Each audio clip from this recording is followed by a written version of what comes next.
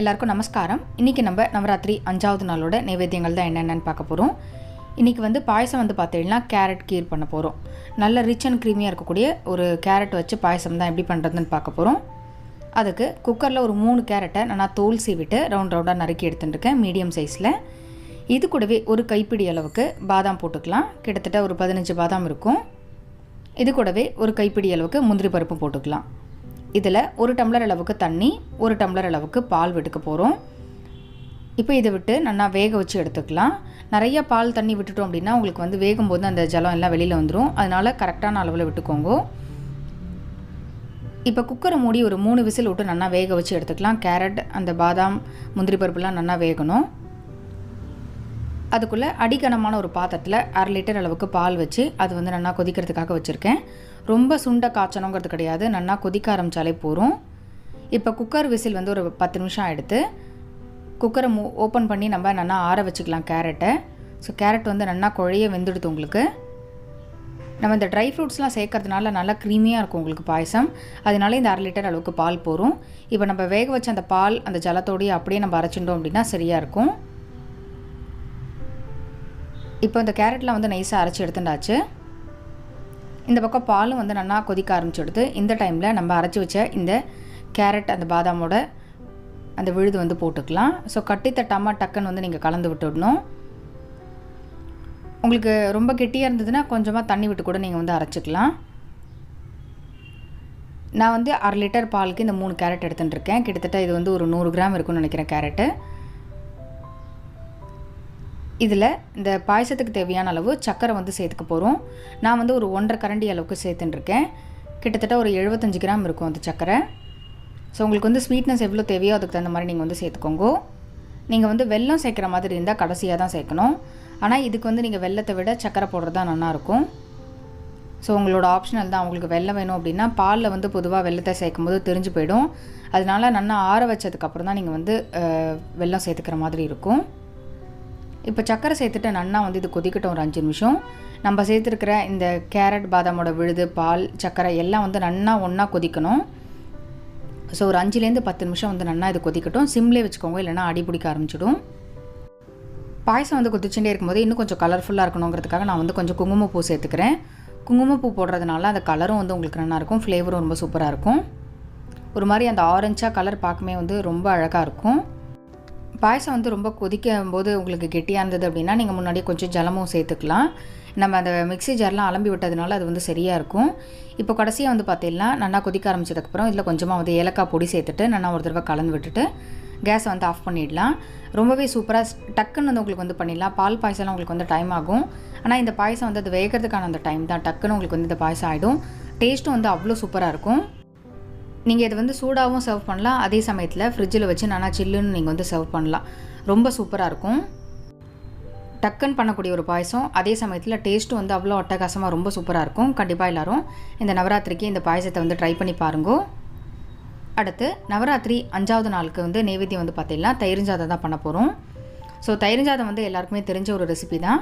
So இருந்தாலும் நம்ம வந்து இந்த சாதத்தோடு எல்லாத்தையும் டெய்லி போடுறதுனால இதையும் வந்து நான் உங்களுக்கு இன்க்ளூட் பண்ணுறேன்.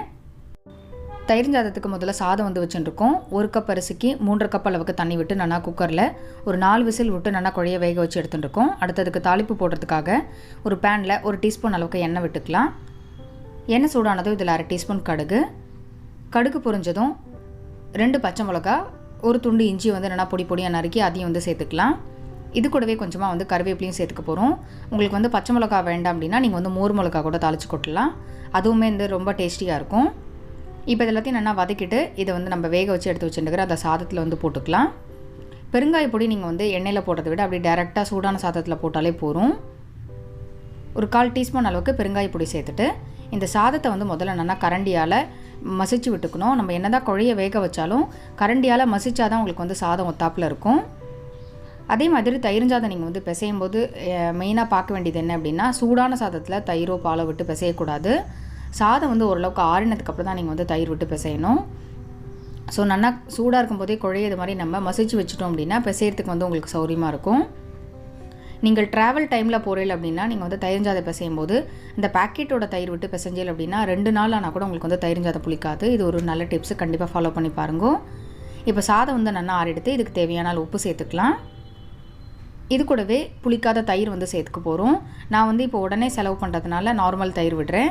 நீங்கள் ட்ராவல் டைமில் அப்படி இருந்தது அப்படின்னா நீங்கள் வந்து பேக்கெட்டோட தயிர் விட்டுட்டு பால் விட்டு பிசைஞ்சல் அப்படின்னா சுத்தமாக உங்களுக்கு வந்து புளிக்கவே புளிக்காது. இது வந்து அம்மா சொல்லி கொடுத்த ஒரு டிப்ஸு. நாங்கள் இப்போது ட்ரெயினில் போகிற மாதிரி இருந்தது அப்படின்னா தயிர்ஞ்சாதம் வந்து பார்த்திங்கன்னா அப்படி தான் வந்து பிசைஞ்சு எடுத்துன்னு போவோம்.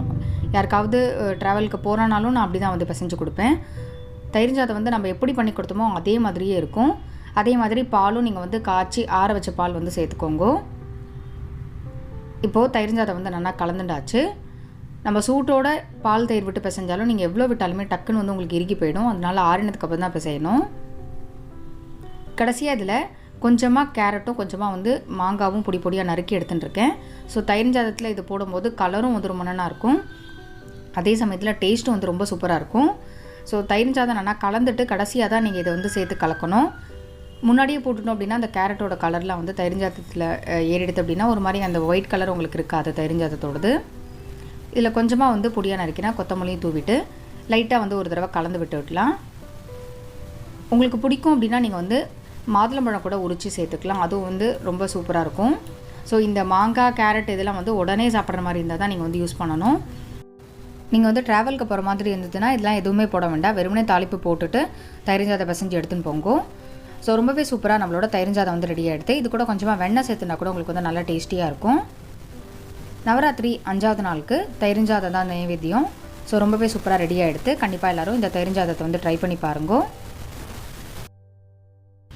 நவராத்திரி 5வது நாளுக்கு நம்ம இன்றைக்கி சுண்டலுக்கு பதிலாக குணுக்கு தான் வந்து பண்ண போகிறோம். ஸோ இந்த குணுக்கு வந்து 2 விதமாக பண்ணலாம். ஒன்று நவதானியங்கள்லாம் ஊற வச்சு பண்ணலாம். இன்னொன்று நார்மல் பச்சரிசி பருப்பெல்லாம் ஊற வச்சு பண்ணலாம். ஸோ இன்றைக்கி நான் வந்து பச்சரிசியும் பருப்பு சேர்த்து தான் உங்களுக்கு வந்து எப்படி பண்ணுறதுன்னு பண்ணி காமிக்க போகிறேன். அதுக்கு ஒரு பாத்திரத்தில் 1 டம்ளர் அளவுக்கு பச்சரிசி வந்து சேர்த்துக்கோங்க. இதுக்கு 1/2 டம்ளர் அளவுக்கு தோரம்பருப்பு, 1/2 டம்ளர் அளவுக்கு கடலை பருப்பு சேர்த்துக்க போகிறோம். ஸோ சரிக்கு சரி நீங்கள் போட்டுனா தான் உங்களுக்கு வந்து சரியாக இருக்கும். அரிசிக்கு தகுந்த அளவுக்கு 1 டம்ளர்னால் 1 டம்ளர் பருப்பு போட்டுலாம் உங்களுக்கு வந்து குணுக்கு வந்து நல்லாயிருக்கும். இது கூடவே ஒரு கைப்பிடி அளவுக்கு பைத்தம்பருப்பு, 1 டேபிள் ஸ்பூன் அளவுக்கு உளுத்தம்பருப்பு சேர்த்துக்க போகிறோம். இப்போ இது எல்லாத்தையும் நல்லா 2-3 தடவை கலைஞ்சிட்டு ஒரு 2 மணி நேரத்துலேருந்து 3 மணி நேரம் வரையும் நல்லா ஊற வச்சு எடுத்துக்கலாம். இதில் தேவையான அளவு காஞ்ச மிளகாவும் நான் வந்து பருப்பு கூடவே ஊற வச்சுட்றேன். ஒரு 7-8 மிளகாய் வந்து சேர்த்துட்டுருக்கேன். இப்போ பருப்பு அரிசி வந்து நல்லா ஊறெடுத்து முதல்ல நம்ம வந்து பருப்பு அரிசியெல்லாம் எப்படி அரைக்கிறதுன்னு பார்க்கலாம். மிக்ஸி ஜாரில் நம்ம ஊற வச்சுட்டுருக்கிற அந்த மிளகாவத்தல் சேர்த்துக்கலாம். இது கூடவே 1/2 டீஸ்பூன் அளவுக்கு மிளகு சேர்த்துக்க போகிறோம். இதில் நம்ம ஊற வச்சுட்டுருக்கிற அந்த பச்சரிசி போட்டுக்கலாம். மிளகு போடுறதுனால அந்த டேஸ்ட் வந்து ரொம்ப சூப்பராக இருக்கும். உங்களுக்கு மிளகோட டேஸ்ட்டு வேண்டாம் அப்படின்னா நீங்கள் வந்து ஸ்கிப் பண்ணிக்கலாம். இப்போ தேவையான உப்பு சேர்த்துட்டு இதை வந்து ட்ரையாக ஒரு தடவை நல்லா பொடி பண்ணி எடுத்துக்கலாம். அரிசியை முதல்ல பொடி பண்ணிவிட்டு அதுக்கப்புறம் தான் நீங்கள் வந்து பருப்பு சேர்த்து அரைக்கணும். இப்போ அரிசி வந்து நல்லா அரைச்சாச்சு. இப்போ ஊற வச்சுட்டுருக்கிற அந்த பருப்பு சேர்த்து அரைச்சிக்க போகிறோம். பருப்பு எல்லாத்தையும் நம்ம வந்து ஒன்றாவே போட்டுடலாம். நம்ம ஊற வச்ச அந்த அளவு அரிசிக்கு இந்த ஒரு மிக்ஸி ஜார் ஃபுல்லாக உங்களுக்கு வரும். இப்போ நம்ம ஊற வச்ச அந்த பருப்பு ஜலத்தை விட்டே அரைச்சிக்கலாம். நிறையா வந்து தண்ணி விட்டுறக்கூடாது, கெட்டியாக இருக்கணும். இது தேவையான அளவு பெருங்காயப்பொடி கொஞ்சமாக கருவேப்பிலையும் சேர்த்துட்டு அரைச்சிடலாம்.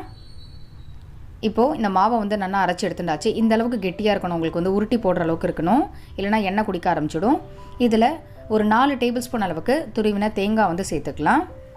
தேங்காய் சேர்த்துட்டு இதை வந்து நல்லா கலந்து விட்டுக்கலாம். தேங்காய் நீங்கள் போட்டும் போது தான் அதோட டேஸ்ட் வந்து ரொம்ப சூப்பராக இருக்கும். உப்பு காரங்கள்லாம் உங்களுக்கு தேவை எவ்வளவோ அந்தளவுக்கு நீங்கள் வந்து சேர்த்துக்கோங்க.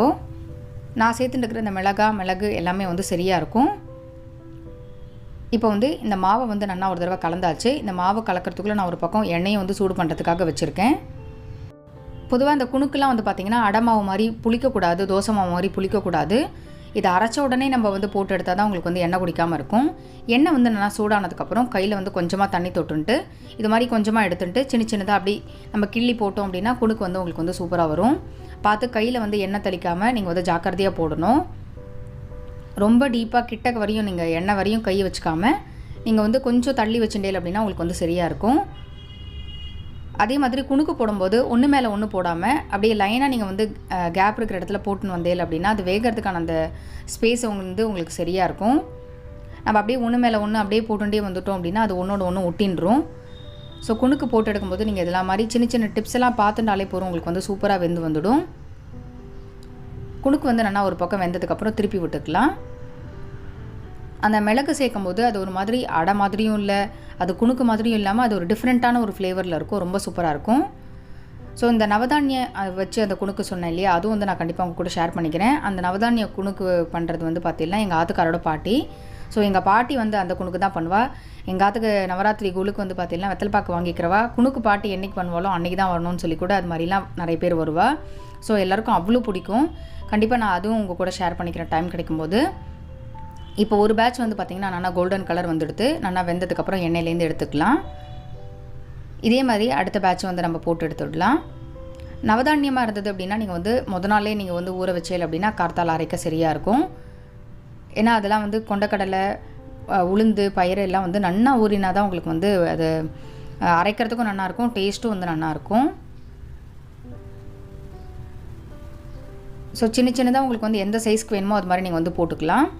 இதுக்கு வந்து நீங்கள் புழுங்கரிசி சேர்க்கவே வேண்டாம், பச்சரிசி சேர்த்தாலே போதும், உங்களுக்கு வந்து நல்லாயிருக்கும். அது ஒரு சாஃப்ட்னஸ் கொஞ்சம் லைட்டாக வேணும் அப்படிங்கிறதுனால தான் நான் வந்து ஒரு டேபிள் ஸ்பூன் அளவுக்கு உளுத்தம்பருப்பு சேர்த்துட்டுருக்கேன். இல்லைனா உங்களுக்கு வந்து ஒரு மாதிரி கடக்காக இருக்கிற மாதிரி இருக்கும். அதே மாதிரி நம்ம அந்த பைத்தம்பருப்பும் ஒரு டேபிள் ஸ்பூன், ஒரு கைப்பிடி அளவுக்கு சேர்த்துருக்கோம் இல்லையா. ஸோ அது சேர்க்கறதுனால உங்களுக்கு அந்த சாஃப்ட்னஸ் வந்து ரொம்ப நல்லாயிருக்கும், டேஸ்ட்டும் வந்து நல்லாயிருக்கும். அந்த பைத்தம்பருப்பு போடும்போது அந்த வாசனையாக ரொம்ப நல்லாயிருக்கும். அரிசி பருப்போட அந்த அளவு மட்டும் நீங்கள் கரெக்டாக பார்த்துட்டேல் அப்படின்னா உங்களுக்கு வந்து குணுக்கு சூப்பராக அமைஞ்சிடும். இப்போ ஃபஸ்ட் பேட்ச் குணுக்கு வந்து ரெடியாக எடுத்து நான் வந்து உங்களுக்கு ஒன்று எடுத்து காமிக்கிறேன். எவ்வளோ சூப்பராக இருக்குன்னு பாருங்க. மேலே வந்து நல்லா கிறிஸ்பியாக இருக்கும், உள்ளுக்குள்ளே வந்து சாஃப்டாக இருக்கும். இப்படி உள்ளுக்குள்ளே நம்ம பிரித்தோம் அப்படின்னாலே உள்ளுக்குள்ளே வந்து நல்லா அப்படியே உங்களுக்கு வந்து வெந்து வந்திருக்கணும். சூடாக இருக்கிறதுனால உங்களுக்கு வந்து கையில் பிடிக்க முடியல, ஆனால் அவ்வளோ டேஸ்டி, அவ்வளோ சூப்பராக இருக்கும். இதுக்கு வந்து நீங்கள் பச்சை மிளகாலாம் சேர்க்க வேண்டாம், வெறும் மிளகாவத்தல் மட்டும் போதும். மிளகா பொடியை விட நீங்கள் இது மாதிரி மிளகா சேர்த்து அரைச்சோம் அப்படின்னாலே அந்த கலரும் சரி ப்ளஸ் டேஸ்ட்டும் சரி ரொம்ப சூப்பராக இருக்கும். ஸோ ஃப்ரெஷ்ஷாக சேர்த்து அரைக்கும் போது நல்லாயிருக்கும். உங்கள்கிட்ட தேங்காய் துருவல் இல்லை அப்படின்னா நீங்கள் தேங்காய் அப்படியே பீஸா போட்டு கூட நீங்கள் வந்து மாவு அரைக்கும் போது அரைச்சிக்கலாம். இதே மாதிரி நம்ம மீதி இருக்கிற எல்லா குணுக்கும் வந்து போட்டு எடுத்துகிட்டு பார்க்கலாம். நவராத்திரி 5வது நாளுக்கு குணுக்கு வந்து பார்த்திங்கன்னா ரொம்ப சூப்பராக ரெடி ஆகிடுது. நான் சொல்லிக் கொடுத்த மாதிரியே இந்த கேரட் கீர், தயிர் சாதம், குணுக்கு இது மூணுத்தையும் வந்து ட்ரை பண்ணி பாருங்கள். ட்ரை பண்ணி பார்த்துட்டு உங்களோட ஃபீட்பேக் வந்து சொல்லுங்கள். இந்த வீடியோ பிடிச்சிருந்தது அப்படின்னா உங்கள் ஃப்ரெண்ட்ஸ்க்கும் ரிலேட்டிவ்ஸ்க்கும் ஷேர் பண்ணுங்கள். மறக்காமல் நம்ம சேனலை வந்து சப்ஸ்கிரைப் பண்ணிக்கோங்க. மறுபடியும் அடுத்த ஒரு வீடியோவில் உங்கள் எல்லாரையும் சந்திக்கிறேன். நன்றி, வணக்கம்.